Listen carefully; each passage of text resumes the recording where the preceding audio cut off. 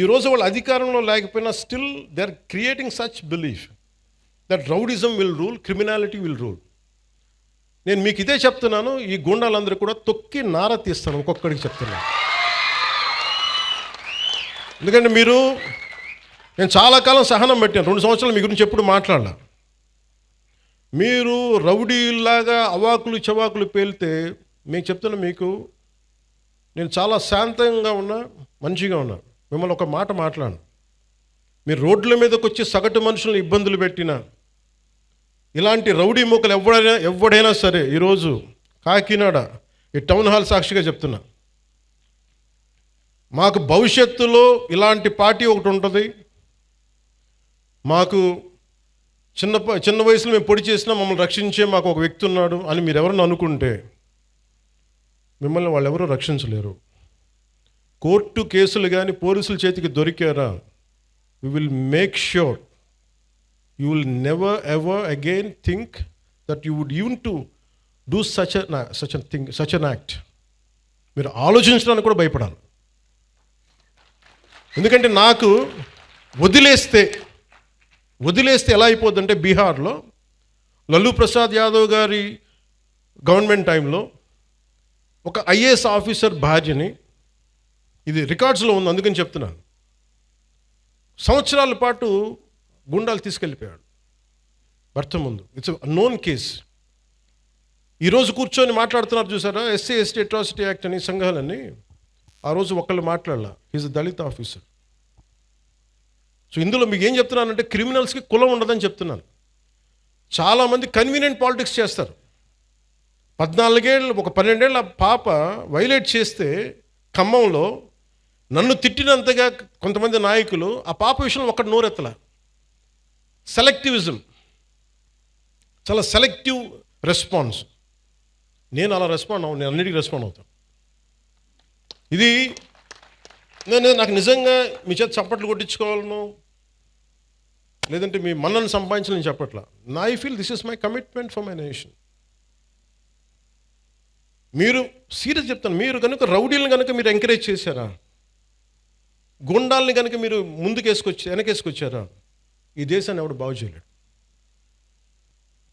నేను చెప్తున్నాను, ఒక హోంమంత్రిని కూర్చొని ఇష్టారాజ్యంగా మాట్లాడుతూ ఉన్నాను. హోంమంత్రిని మాట్లాడుతున్నారు, మేకప్ వేసుకున్నావు, దాన్ని తీస్తే ఒక వాళ్ళు ఇచ్చిన చాలామంది నవ్వు వస్తాయేమో, నాకు నవ్వు రాలా. అంటే ఇంట్లో తిరిగే ఒక ఆడబిడ్డ పౌడర్ వేసుకోకూడదు, బొట్టు పెట్టుకోకూడదు, అలంకారాలు చేసుకోకూడదు. ఒకడంటే సరిపోద్ది దానికి. రేపు పొద్దున కాలేజీల్లో ఆ అన్నోడి ప్రేరణ తీసుకొని ఎవడో అప్పుడే కాలేజీకి వచ్చిన పిల్లని అంటాడు, ఎవడో ఆ ఆడపిల్లని అంటాడు, ఆడబిడ్డని. నా భయాలు అది. హోంమంత్రి న్యూస్ అనేసి వెళ్ళిపోతారు. దాని పర్యావసానం, దాని కాన్సిక్వెన్సెస్ ఎక్కడికి వస్తాయి మనం ఊహించలేము. అందుకని మేము వెరీ వెరీ క్లియర్గా ఉన్నాను. నేను అలయన్స్ ప్రభుత్వం, లా అండ్ ఆర్డర్ నా చేతుల్లో లేదు. దురదృష్టం ఏంటంటే, ఇలాంటి కొన్ని ఇన్సిడెంట్స్ జరిగినప్పుడు సడన్గా నేను గుర్తొస్తాను. ఇక్కడ కూడా కులం వస్తుంది. నేను కులాలను దాటి దేశం వైపు వెళ్దాం అనుకుంటే, నా దురదృష్టం దరిద్రం ఏంటంటే, ఈ పదం వాడుతాం క్షమించాలి, నన్ను తిరిగి కుల చట్టంలోకి పట్టుకొస్తారు.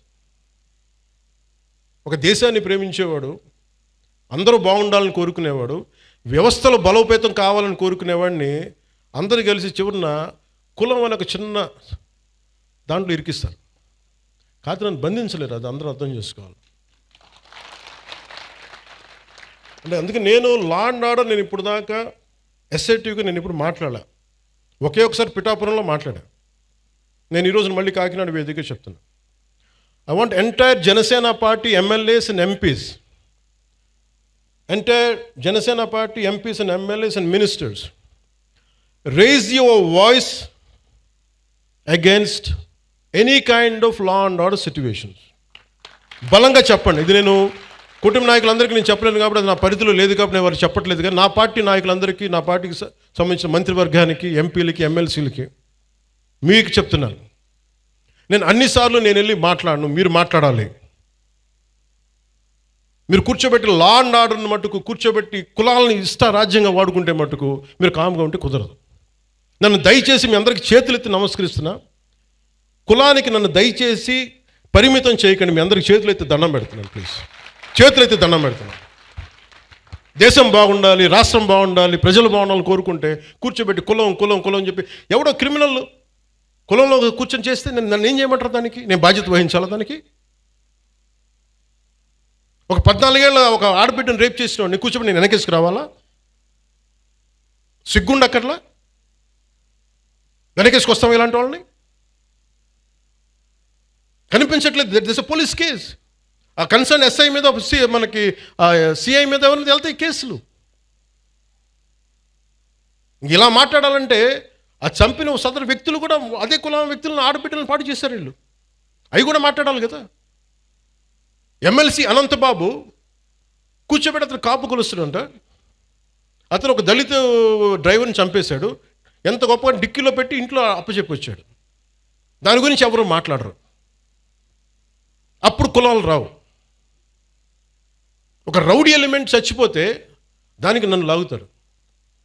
ఇంతమంది ఎమ్మెల్యేలు, ఇంతమంది ఎంపీలు ఉన్నారు, మీరు ఎవరు నోరు తెరవకపోతే నేను ఏం చేయను చెప్పండి? మీ అందరికీ నేను రానా? రోజు ఏం చేస్తున్నారు మీరందరూ? ఇబ్బందిగా ఉంటుంది నాకు. కాదు, నిజంగా మీరు లోపల నుంచి నమ్మాలి. రోడ్ల మీదకి వచ్చారు ఈరోజు జనం. 150 మనకి 100 ఇన్ని సీట్లు వచ్చి 164 సీట్లు వచ్చినాయి అంటే యువత రోడ్ల మీదకి వచ్చారు. ఒక్కొక్కరు ఎదుర్కొన్నారు వాళ్ళు.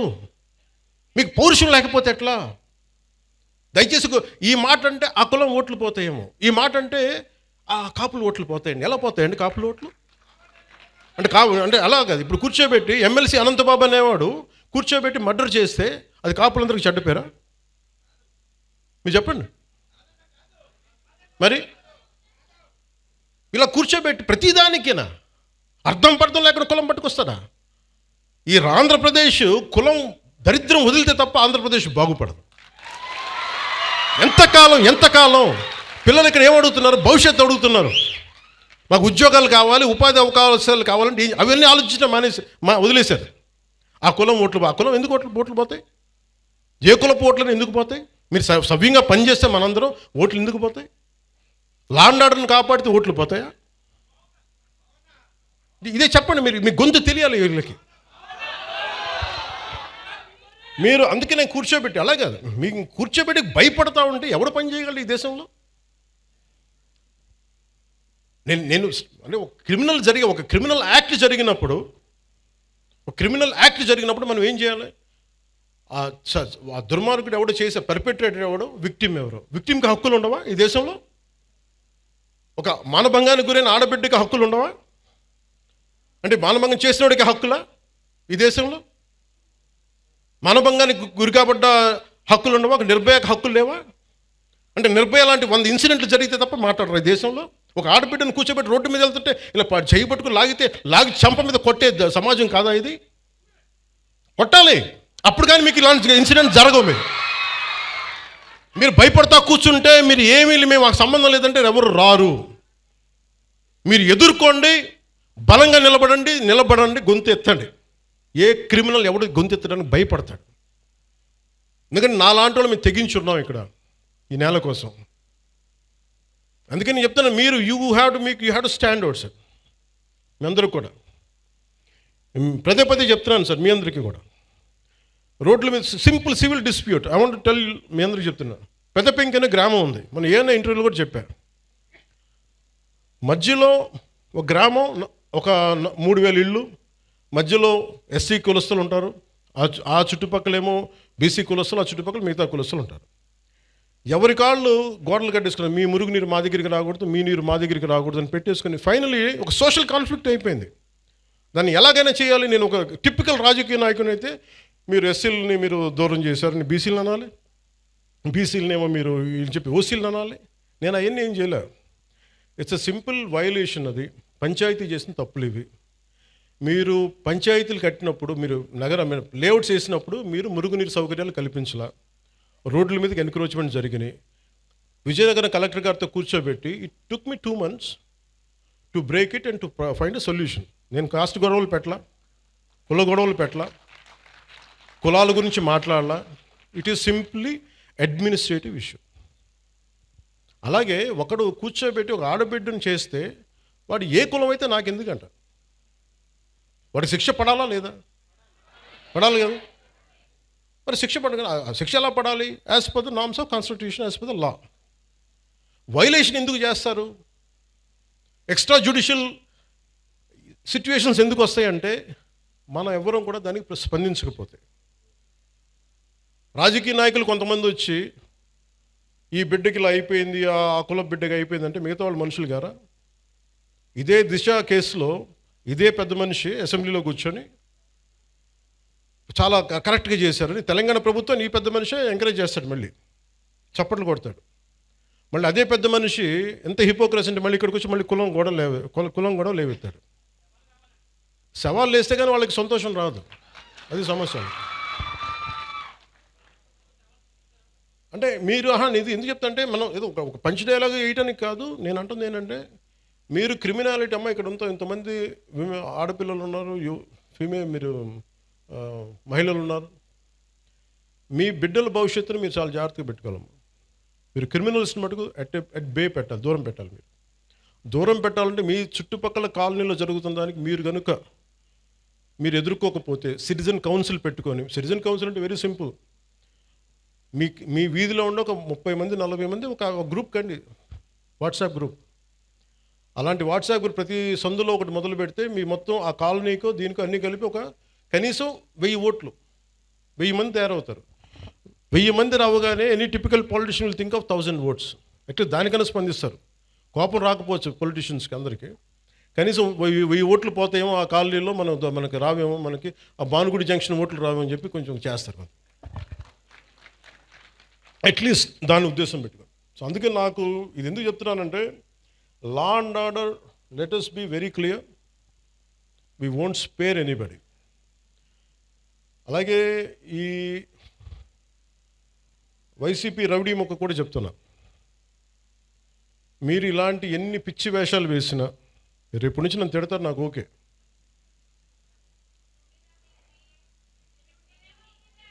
అంటే ముఖ్యంగా వైసీపీ రౌడీ మొక్కి చెప్తున్నా, మీరు వచ్చి మేము రక్తాలతో తడిపేస్తాం, బయటకు వచ్చాక మేము కోసేస్తాం, కుత్తుకులు కోస్తాం అంటే మీరు భవిష్యత్తులో, నేను మీకు చెప్తున్నాను ఈరోజు నా మాట చాలా శ్రద్ధగా వినండి. ప్రతి వైసీపీ గుండాగడికి చెప్తున్నాను ఈ మాట, ఆన్ కెమెరా చెప్తున్నాను, ప్రతి వైసీపీ గుండాకే చెప్తున్నాను. మీరు కనుక మా ఇష్టారాజ్యంగా చేస్తాం, భవిష్యత్తులో మేము వస్తాం, మా ప్రభుత్వం వస్తే, నేను చెప్తున్నాను. For example, for an argument sake, మీ ప్రభుత్వమే వచ్చింది అనుకుందాం, తొక్కి నారా తీస్తాను, మీకు చెప్తాను, గుర్తుపెట్టు. ప్రభుత్వాలు రావడాలు పోవటాలు ప్రజల చేతుల్లో నిర్ణయం ఉంటుంది తప్ప వచ్చినప్పుడు భయపడిపోయి, ఇప్పుడు మీకు నేను చెప్తున్నా కదా 3 సంవత్సరాలు ఉంది, 3 సంవత్సరాల్లో మీకు స్ట్రింజెంట్ యాక్షన్ నేను చూపిస్తాను, మీకు గుర్తుపెట్టుకోండి. మీరు మాట్లాడండి, నేను ఇప్పుడు దాకా మాట్లాడలా. లా అండ్ ఆర్డర్ నాది కాదు అని చెప్పి కాము కూర్చున్నా. నా అభిప్రాయాలు కూడా సీఎం గారికి నేను చెప్పను, డైరెక్ట్గా నా అభిప్రాయాలు నేను ప్రజలతోనే చెప్తాను, నేను సీఎం గారికి కూడా చెప్పను. ఇంకా మా నాయకులు కూడా నాకు చెప్తే వీళ్ళు ఎంత మొహాటస్లో నాకు తెలియదు, ఎంత చెప్తారో నాకు తెలియదు. నా డైలాగ్ ఒకటే అమ్మా, నా డైలాగ్ ఒకటే, నా కమ్యూనికేషన్ ఒకటే. నాకు నా ప్రజలకి తప్ప నేను ఎవరితో మాట్లాడు, దీనికి సంబంధించి మీతోనే మాట్లాడు. అందుకని మీరు పోలీస్ అధికారులు కూడా చెప్తున్నారు, భవిష్యత్తులో ఒకవేళ వైసీపీ వస్తే అందుకని మనం జాగ్రత్తగా ఉండాలి. ఒకవేళ చెప్తున్నాను, రాదని చెప్తున్నా, ఒకవేళ నేను నాకున్న ఇది కనెక్షన్ చెప్తున్నాను, నా కమిట్మెంట్ చెప్తున్నాను.